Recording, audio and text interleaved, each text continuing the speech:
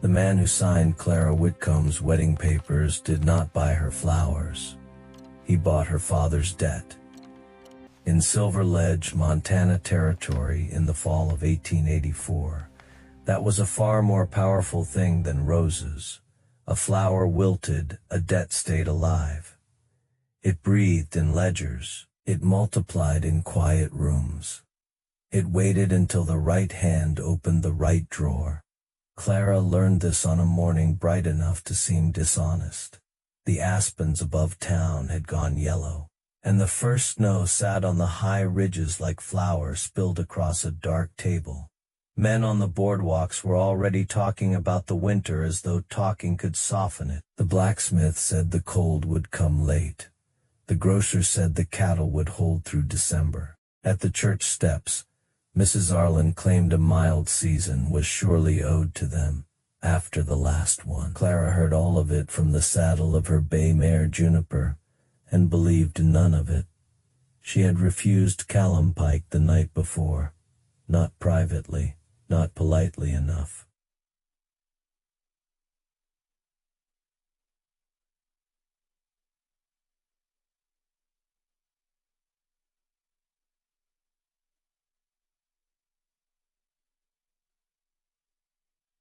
At the Miners' Hall supper, after 6 months of smiling persistence that had become less like courtship and more like a claim, Callum had taken her elbow near the punch table and said, in the easy voice of a man certain the room belonged to him, "You have made me wait long enough, Clara."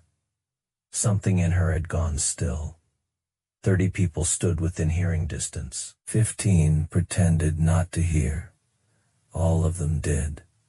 Clara had looked down at his hand on her sleeve, then back at his face. "I was not aware," she said, "that your waiting placed me under obligation." The silence after that was small, sharp, and complete. Callum Pike released her arm. His mouth smiled. His eyes did not. He was handsome in the polished way of men, who had never had to become useful. He had his father's name, his father's height, and none of his father's restraint. His father, Judge Alaric Pike, held the county bench, 3 mining leases, a share in the freight line, and enough private notes to make half the town lower its voice when he entered a room. Callum had inherited the expectation that a thing wanted long enough became a thing owed. Clara had inherited the unfortunate habit of naming lies before the room had agreed to call them truth. By morning, the consequences had found her. Her father, Gideon Whitcomb, was in the locked office behind the Assay Bank when she returned from riding Juniper along the South Road. He always kept the office locked when he balanced the books, but he never kept it locked against her. Clara had been reading figures from his ledgers since she was 12. By 18, she caught mistakes he missed. By 24, she knew more about the movement of money in Silver Ledge than most of the men who deposited it. So when she saw the key turn from inside, she understood before she knocked that something had changed. "Papa?" A slow step. The lock clicked. Gideon Whitcomb opened the door with a face she had never seen on him. Her father was 58. Narrow-shouldered, careful, and proud, in the way honest men become proud when honesty is the only estate they have managed to keep. His spectacles usually sat low on his nose. His hair, once black, had gone silver at the temples. His hands were ink, stained because he believed a man should touch his own work. That morning his hands shook. "Come in," he said.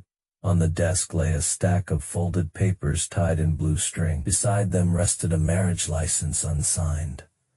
Clara looked at the license first because it was the strangest thing in the room. Then she looked at the papers. "Who brought those?"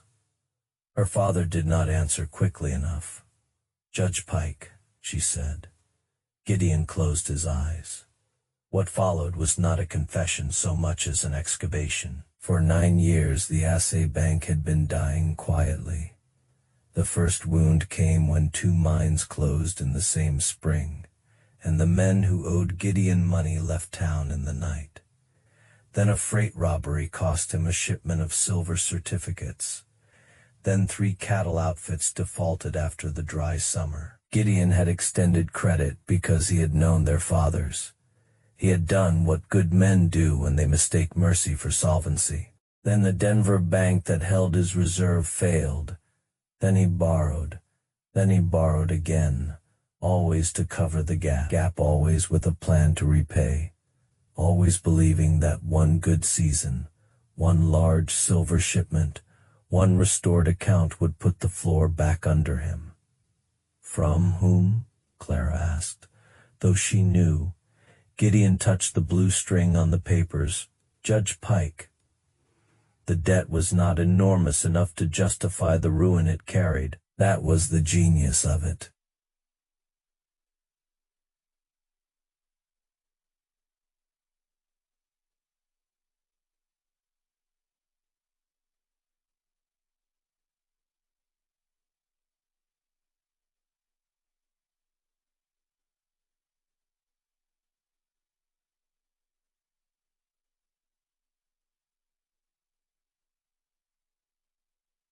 Quiet permissions that had seemed technical when Gideon signed them and fatal, now that Pike had come to collect. The bank building, the house, the stable, the remaining shares in 2 claims, even the equipment in the assay room. All of it could be taken before the first true snow. Clara stood very still. What does he want? Gideon's face changed. Shame has weight. Clara saw it land on him. Say it, she said. He says he will cancel the debt in full.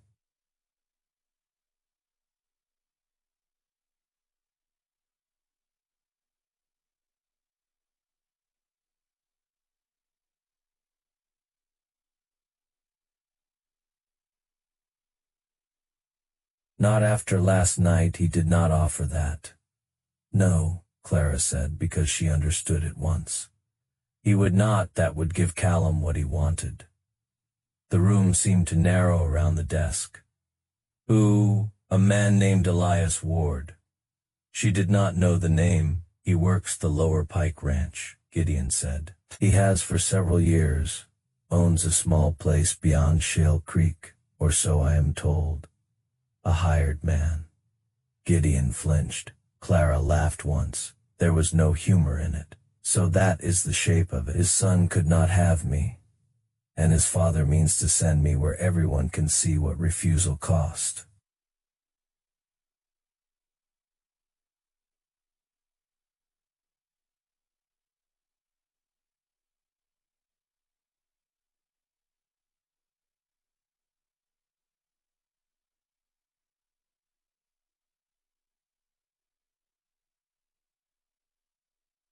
The town continued with its ordinary business while Clara Whitcomb stood in her father's office and learned she had been moved from daughter to collateral. She looked at the license again. Did you agree? No, but you are considering it. I am telling you what was put before me. No, Clara said, and her voice sounded calm enough to frighten even herself. You are telling me what your fear is asking me to repair? Gideon looked as though she had struck him. She did not apologize. For 3 days, Clara said nothing to Judge Pike. She rode Juniper along the ridge above Silver Ledge until the mare's coat darkened with sweat. She sat under a wind, bent pine, and watched smoke rise from chimneys that all looked harmless from a distance. She thought about the women in town who had married for property, for safety, for a father's approval, for a roof that did not leak. She thought about choice, and how often people used the word when what they meant was the least terrible door left unlocked. She thought about her mother, who had died when Clara was 15, and who had once told her, while teaching her to mend a torn glove, "A seam is not strong because it is hidden, Clara. It is strong because the stitches hold." On the 4th morning, Clara walked into Judge Pike's office alone. He was behind his desk, a large man with a white beard, a polished watch chain, and the unhurried gaze of someone accustomed to making other people wait. The room smelled of tobacco, dust, and legal paper. "Miss Whitcomb," he said, "I wondered whether your father would send you. He did not send me." That interested him. Clara placed her gloves on her lap and sat without being invited. "I will agree," she said.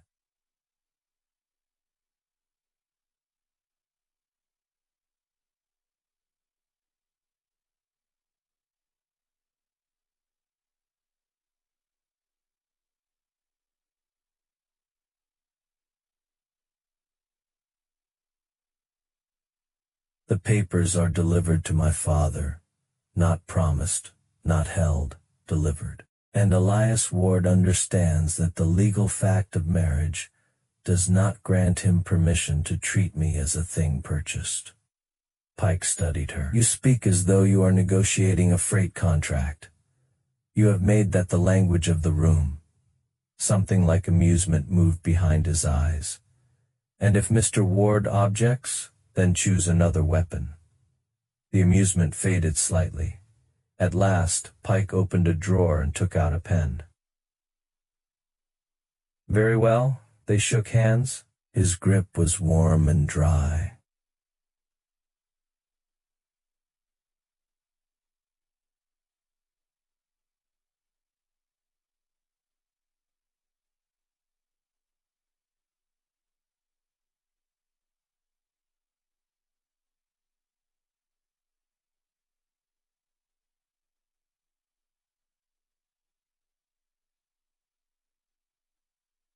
Elias Ward came to the Whitcomb house 2 days later.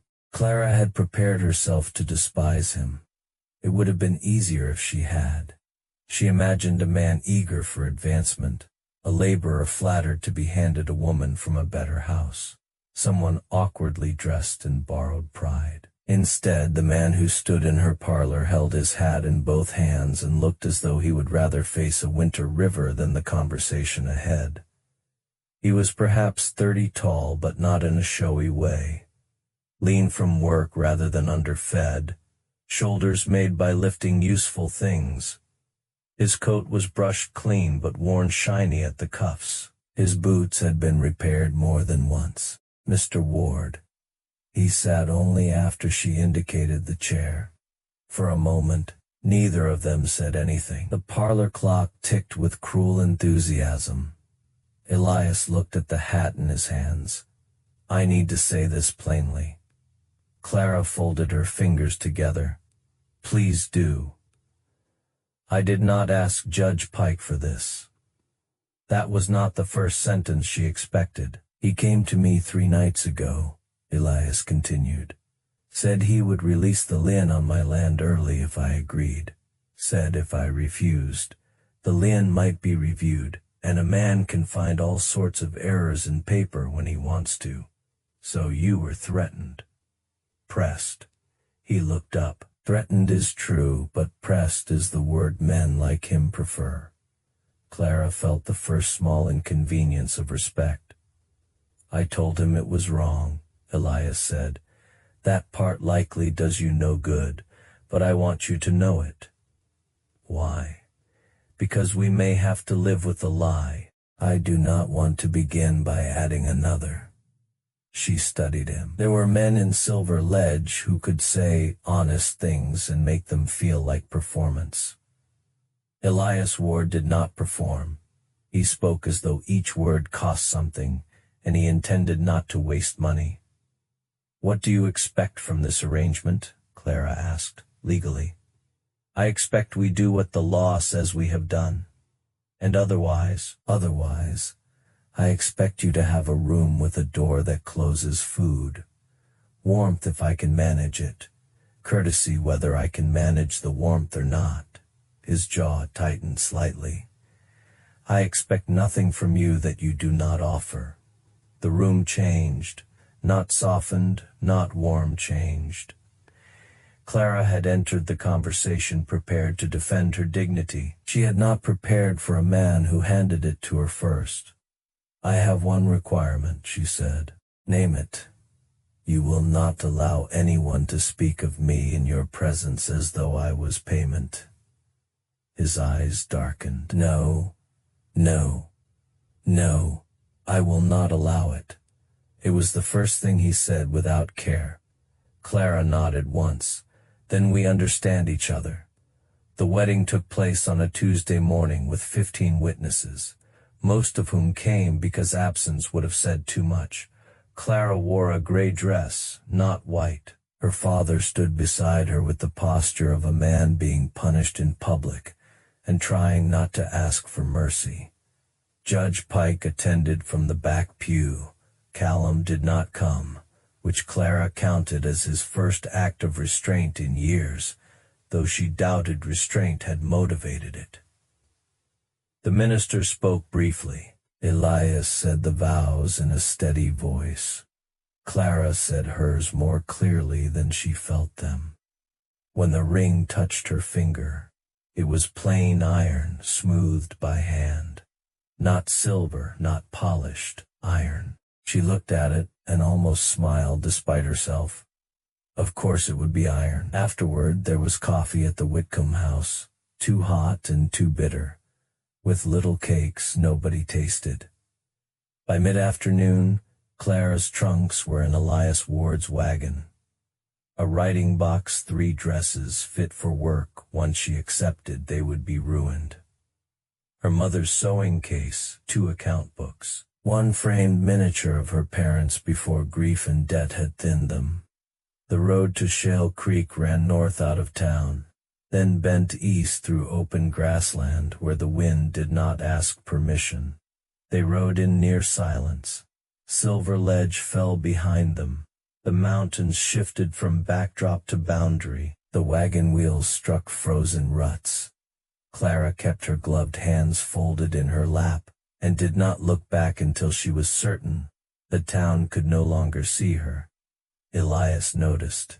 He said nothing. His place sat in a fold of land where Shale Creek cut a silver line through willow scrub. A cabin, a barn, a smokehouse, no bigger than a wardrobe, and a fenced pasture that looked more hopeful than prosperous. The cabin was small but well built. The barn was better built.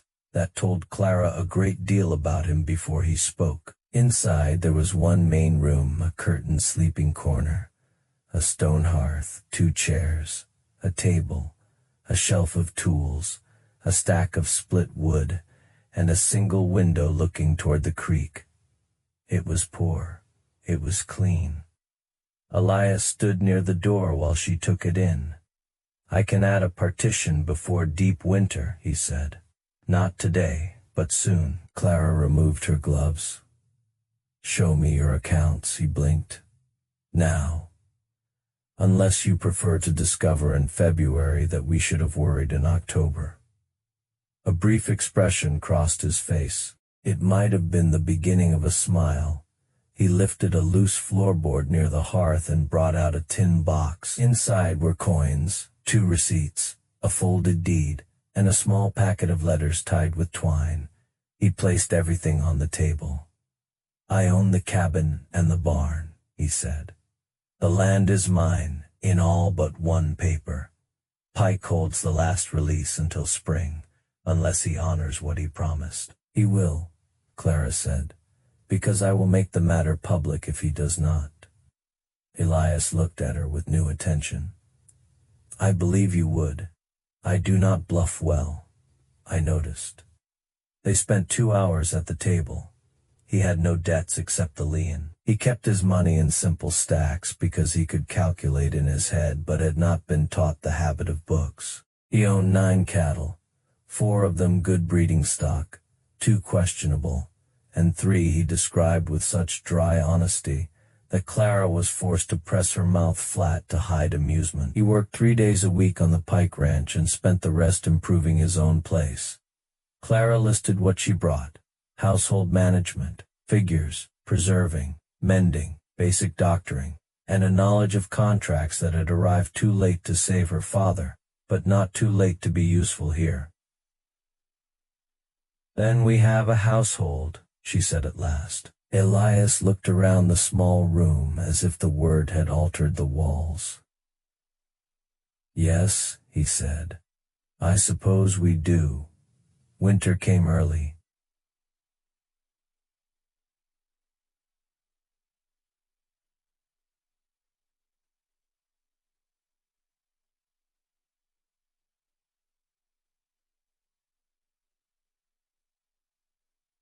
Clara learned that a fire could be burning and still fail to warm the side of a body turned away from it. Her hands split at the knuckles. Her shoulders ached from hauling, lifting, scrubbing, carrying, and all the other labor that respectable women in town praised from a distance and rarely performed without help. She did not complain, not because she was noble, because complaint would have required an audience, and Elias never treated hardship as surprising enough to discuss. He repaired what broke. He thanked her for what she did. He asked before using something that belonged to her. He never entered her curtained space without calling from the other side. When he came back from the Pike Ranch, exhausted and smelling of cold horse and leather, he still split kindling if the pile was low. Clara found this irritating, not the kindness, the consistency. She had built a private argument against him before they met, and he kept failing to behave in ways that supported it. The first real fracture in their careful arrangement came from a grocery list. She wrote it on a scrap of paper and left it by the tin cup he carried to town. Lamp oil, salt, yeast, 2 needles, and if affordable, tea. He returned with salt, flour, coffee, nails, and a length of rope. Clara stared at the items. Did the store not have oil? Elias was removing his coat. His hands stopped. They had it. Then why did you not buy it? He looked at the table, then toward the window, then at nothing at all. The answer moved into the room before he spoke it. Clara lowered her voice. You cannot read. His jaw tightened. No. She thought back to the letters in the tin box, the careful stacks of money, the way he had spoken of paper as something men used against those without enough power to question it. Who reads your letters? No one now. Before? Aunt's a clerk in town. His mouth hardened.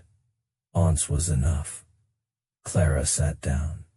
Elias remained standing, prepared for whatever shape pity might take. She gave him none. I can teach you. He looked at her. If you want it, she added. The fire snapped in the hearth. For a long moment, the only sound was wind moving against the cabin wall. I want it, he said. The lessons began that night on the same table where they had counted coins. Clara discovered quickly that knowing how to read and teaching someone to read were not the same craft. English behaved like a drunk carpenter. Letters promised one thing and did another. Rules arrived late and left early. Elias listened with the concentration of a man tracking weather before a storm. He was not slow. He was unpracticed. And once Clara saw it, she grew angry on his behalf in a way she did not yet know what to do with. He learned the shapes first, then sounds, then the small tyranny of words that refused to sound as they were built. He practiced in the dust on the hearthstone, on scrap paper, once with a charred stick on the back of a flattened flour sack. He did not hide the practicing from her after the first week. You will wear holes through the alphabet, Clara said one evening. I have years to catch up on. You cannot catch years by injuring a pencil. No, but I can try. She laughed before she decided whether she wished to. The sound surprised them both. By December, Elias could read simple sentences. By Christmas, he read a paragraph from an old newspaper slowly, stubbornly, with Clara correcting only when correction served more than her own impatience. The cabin changed around those lessons. The table stopped being a negotiation and became a place they returned to. The lamp between them cast a circle of gold light, and inside that circle their careful manners loosened. He told her about leaving Missouri at 15 with 2 brothers, both gone now in different directions. Matthew had become a clerk in Helena and wrote twice a year. Elias had kept the letters unread because he could not bear hearing another man's voice carry his brother's words. Clara told him about her mother teaching her sums with dried beans because Gideon thought numbers would bore a child, and her mother knew better. She told him about the first time she realized people trusted a man's wrong answer faster than a woman's correct one. Elias listened the way he did everything, closely, without rushing to own the conclusion. January brought a storm that shut the world. Snow sealed the door to the barn. Wind hammered the roof for 2 nights. On the 3rd night, the fire dropped low enough that Clara woke shivering and found Elias already kneeling at the hearth, coaxing flame from coals. She wrapped a blanket around her shoulders and sat near him. "You heard it? The fire?" he said. "Yes." "Do you always sleep like the house is a sentence you must finish reading?" He looked at her. Then he smiled. "Not much enough. My sleeping habits have never been described that elegantly."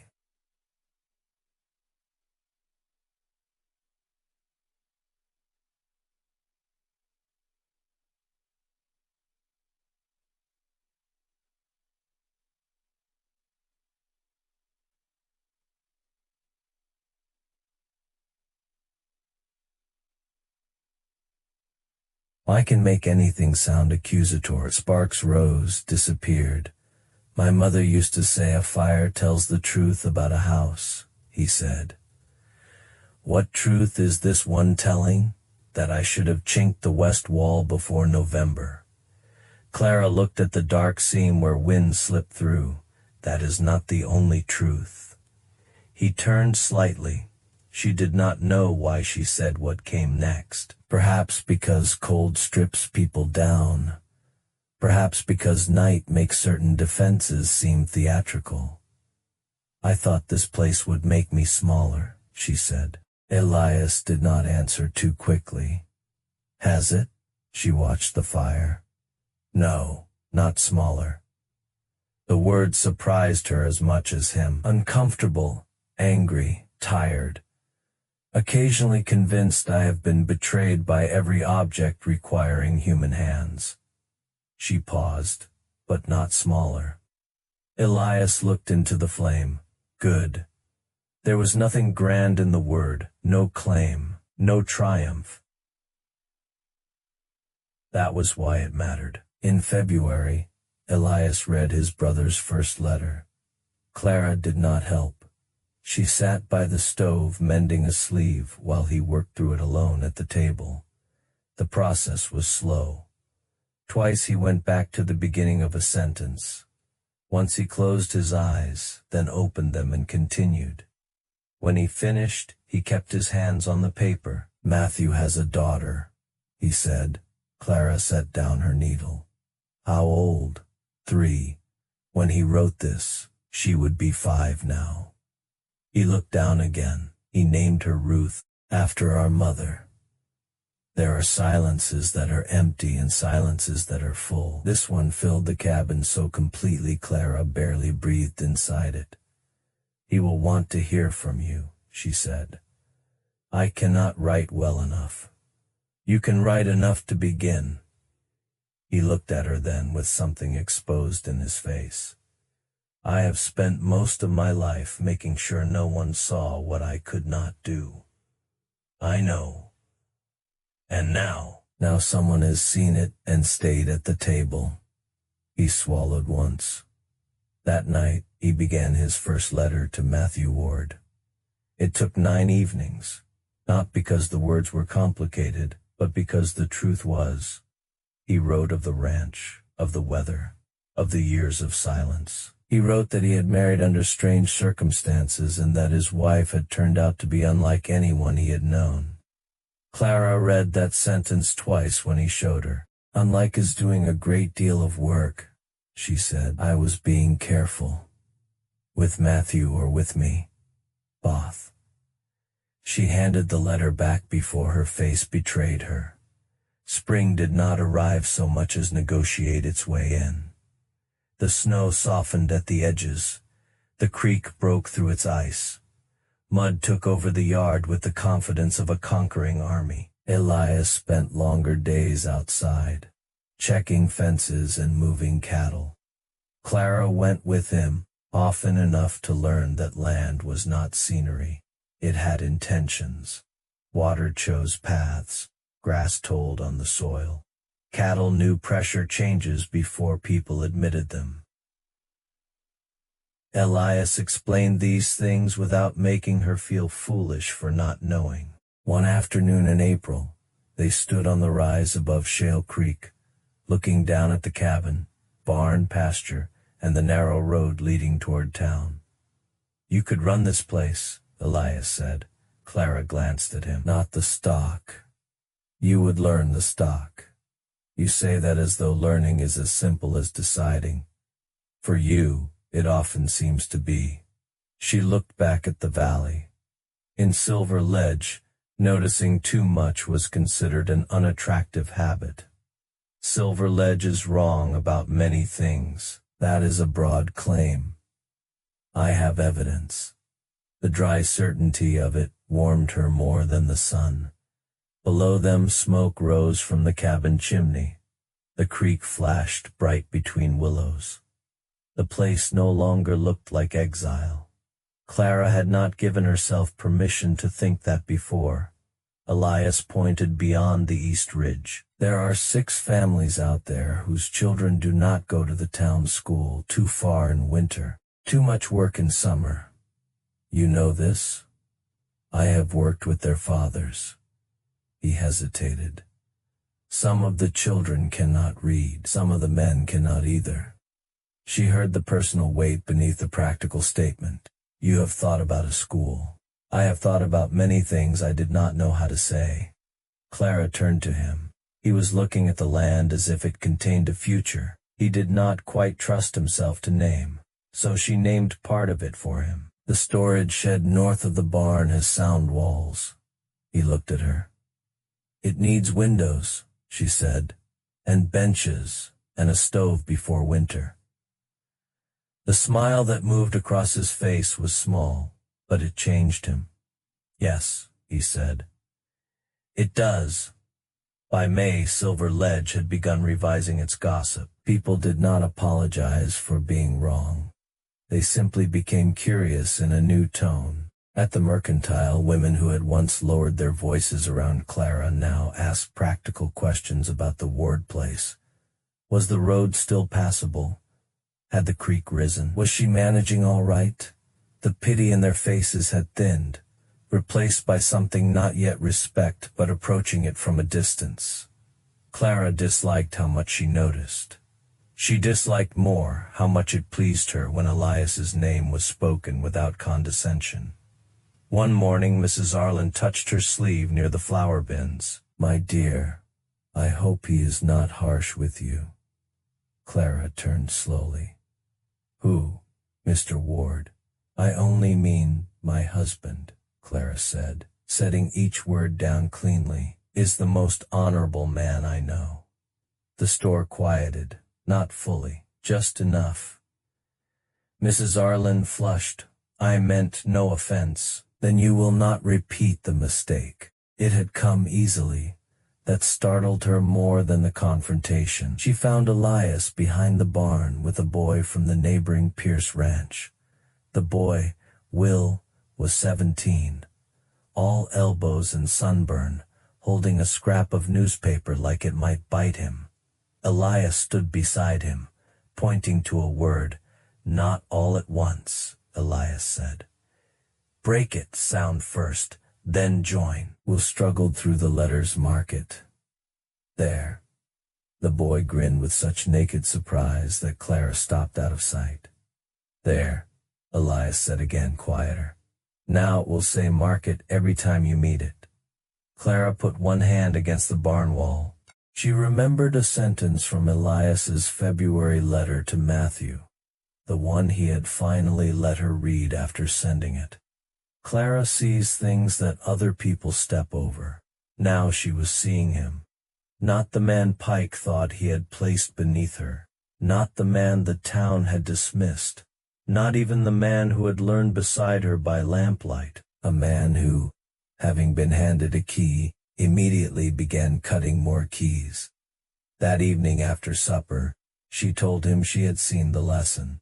He looked prepared to apologize. "I should have mentioned it." "No." He paused. Clara flattened both palms on the table. She had rehearsed different versions of the moment, and hated all of them, so she chose the only language that had ever fully served her. The plain one. "When I married you, I intended to endure you." Elias went still. "That is not gentle," she said.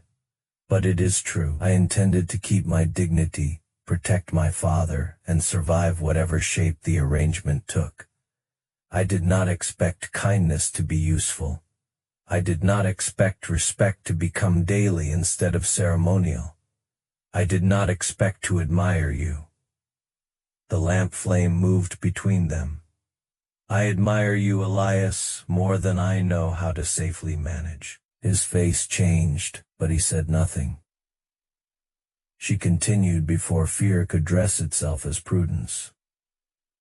"I am in love with you, not because you rescued me.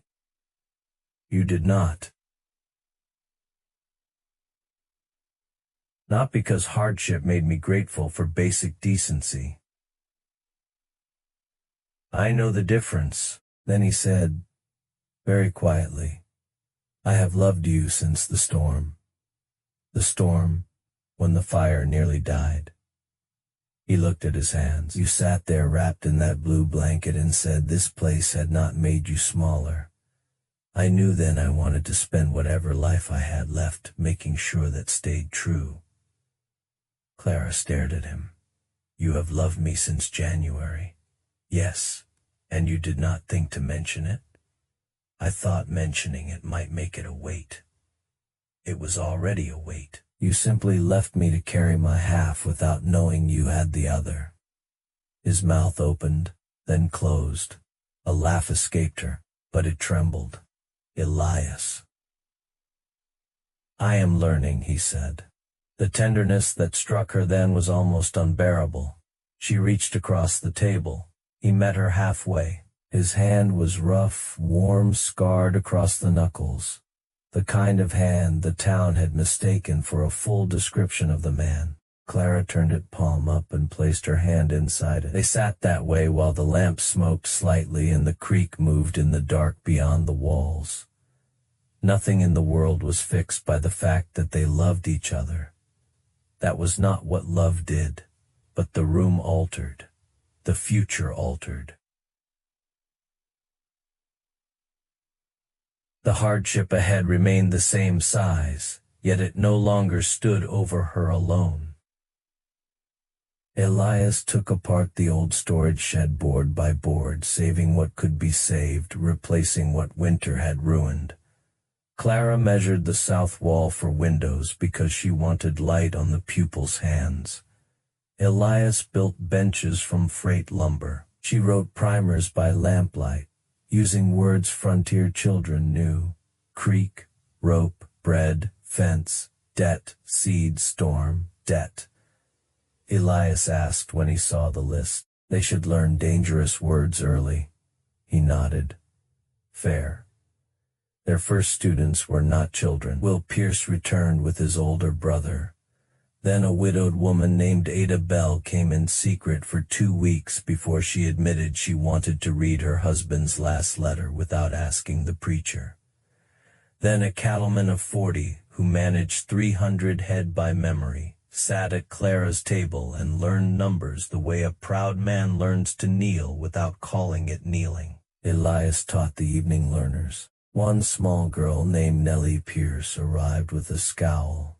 So committed Clara nearly admired it before the child had opened her slate. By the 3rd week, Nellie was correcting her brother's sums and treating literacy as a weapon she intended to master. The schoolhouse changed the valley, not loudly, not all at once. It changed who rode which road in the morning. It changed what fathers asked at supper. It changed what mothers believed possible when their daughters came home, reading signs aloud from the mercantile window. It changed the way men who had avoided paper began bringing bills to Elias instead of hiding them in coat pockets until a creditor explained them. And because change is never permitted to remain private for long, it eventually reached Judge Pike. He came to the Ward place in August. Clara saw the carriage from the schoolhouse window and knew the set of the horses before she saw the man. She stepped outside before he reached the yard. Elias was at the far fence. He saw the carriage, set down his tools, and began walking back. Clara shook her head once. He stopped, not because he would not stand beside her, because he understood that this was a door she meant to open herself. Judge Pike climbed down, older than he had looked in October, or perhaps Clara was no longer looking up at him from the same place. "Mrs. Ward," he said. "Judge Pike." His gaze moved to the schoolhouse, the open windows, the slates stacked inside, the line of copywork drying on string. "I have heard about your enterprise. Have you?" "Half the county has. Then half the county has improved its education." His mouth tightened despite himself. "I came to speak." "No," Clara said. The word landed between them cleanly. Pike's eyes returned to her. "No, you came because you heard something is happening on land you once thought too small to matter, involving people you once thought too small to count."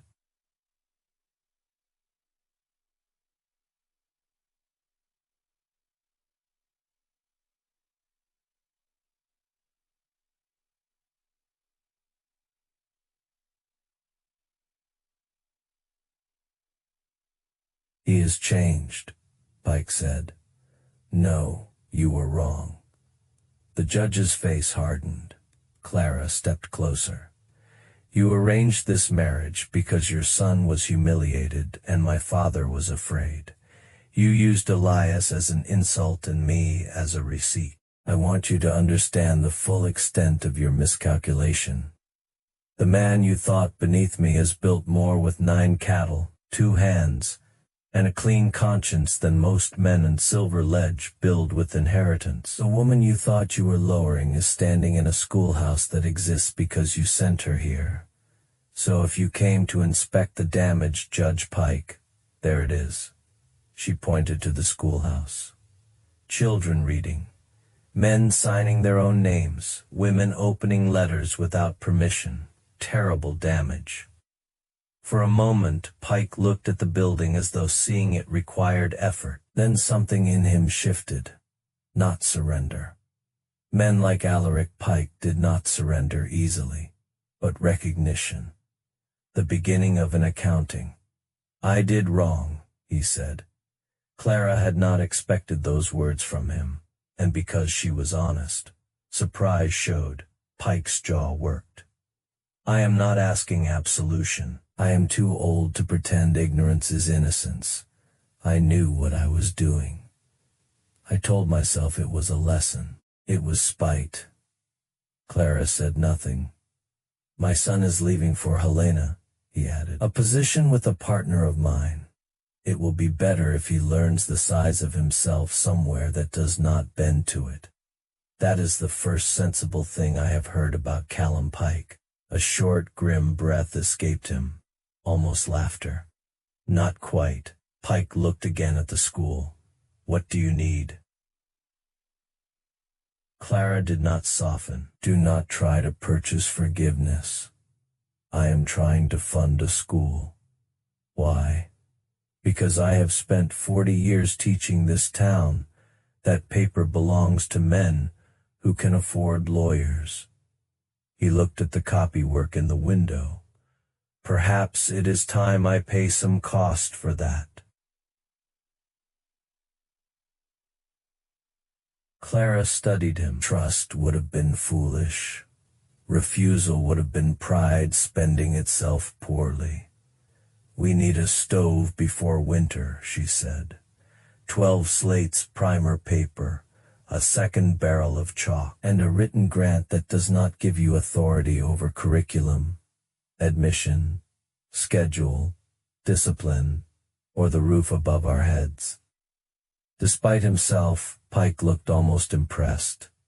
You have the terms ready. I always have the terms ready. Your father taught you well. Clara's face cooled. My father taught me figures. Debt taught me the rest. Pike bowed his head slightly. It was not enough, but it was something. When he left, Elias came from the fence. Clara watched the carriage disappear down the road. He apologized, she said, to you, in the shape men like him can manage. Elias stood beside her. Did it help, she considered? It did not heal anything, but it made the injury less lonely. He nodded, as if that made sense to him completely. In September, Gideon Whitcomb came to the schoolhouse. He had been ill through the summer, weakened by strain, and a heart that no longer tolerated secrets. Clara rode to Silver Ledge every 10 days to manage his accounts, and argue him into rest. Their forgiveness had not been a single scene. It was a road with washed-out places. Still, they traveled it. When he arrived in Elias's wagon, he looked thin, pale, and proud of having made the journey. Elias helped him down without making the help feel like rescue. Gideon stood in the schoolhouse doorway while children bent over slates. The room smelled of chalk, pine boards, wool, and dust warmed by sun. Nellie Pierce was sounding out a sentence under her breath. Will, now reading with confidence, helped a younger boy form numbers. Ada Bell sat near the back on adult evenings. Gideon's eyes moved over all of it. Clara waited. Her father had once measured value in deposits, notes, claims, ledgers. She knew because she had learned the same language at his side. At last, he whispered, "You built a bank." Clara looked at him. Gideon smiled faintly. Not for money, for capacity. The words entered her carefully. She had wanted many things from her father in her life. Approval, certainly. Trust, apology, recognition. She had received pieces of them at different times, never quite in the form she expected. This was better. Yes, she said. I suppose we did, She looked toward the window where Elias was repairing a loose shutter while pretending not to listen. She said again. Gideon followed her gaze. I was wrong about him. You were. I was afraid. I know. He took a slow breath. I used fear as though it were permission. Clara felt the old pain stir, but it no longer stood alone. Around it were months of work, nights of conversation, the iron ring on her finger, the schoolhouse walls, Elias's hand finding hers in the dark. Yes, she said. You did. Gideon closed his eyes for a moment. When he opened them, they were wet. I am sorry. This time, the words had no explanation attached. Clara took his hand. I know. It was not forgiveness completed. It was forgiveness continuing. That evening, after Gideon slept in the cabin and the students had gone, Clara and Elias sat outside the schoolhouse while the last light slid down the mountains. He called it a bank, she said. Elias leaned back against the wall. He is not wrong. No. People bring what little they have. They leave with more. Clara smiled. That may be the most generous definition of banking anyone in my family has ever used. You can write it in one of your primers. I will footnote you. I cannot stop you. No. He looked at her with that quiet warmth she had learned to read fully now. No, you cannot. October returned 1 year after the wedding. The aspens turned gold again. The ridges caught snow. The air sharpened. Silver Ledge began preparing its yearly fiction that this winter surely would be manageable. Clara no longer believed weather owed anyone mercy. She believed in stacked wood, tight seams, account books, balance before frost, neighbors who came when the roof beam cracked, children who could read warnings before signing them, women who knew the terms before entering a room, men like Elias, who did not speak often but built sentences into people when he did. On the morning of their anniversary, Clara found a parcel on the schoolhouse desk. It was wrapped in brown paper and tied with a strip of leather. No note on the outside. She knew the hand anyway. Inside was a ledger. Not one purchased in Silver Ledge, made leather covers. Hand-cut pages, stitching slightly uneven but strong. On the first page, in Elias's writing, were 6 lines. A year ago, I thought a paper could trap a life. Then you taught me letters. Then you taught me that words can also open doors. This book is for what we build next. I will write in it if you promise to correct me. I know you will, whether I promise or not. For a while, she did not move. Outside, children were arriving. Their voices carried over the yard. A horse snorted. Somewhere near the barn, Elias was giving instructions to Will about a gate latch. The ordinary day assembled itself around her, piece by piece, and she sat inside the center of it holding the ledger. 1 year earlier, a judge had placed a marriage license on her father's desk and expected it to function like a chain. He had not understood the weakness of chains. A chain depends on the thing it binds, staying what it was when the iron closed. People do not. Not always. Clara opened to the first blank page. Her pen hovered. She thought of the girl she had been in Silver Ledge, furious and frightened, and determined to mistake endurance for purpose, because purpose seemed too expensive. She thought of Elias at her parlor door, hat in both hands, refusing to add one more lie. She thought of winter, letters, storms, school benches, Judge Pike in the yard, her father in the doorway whispering that they had built a bank of capacity. Then she wrote, "The first thing I learned here was that being given no fair choice is not the same as having no power."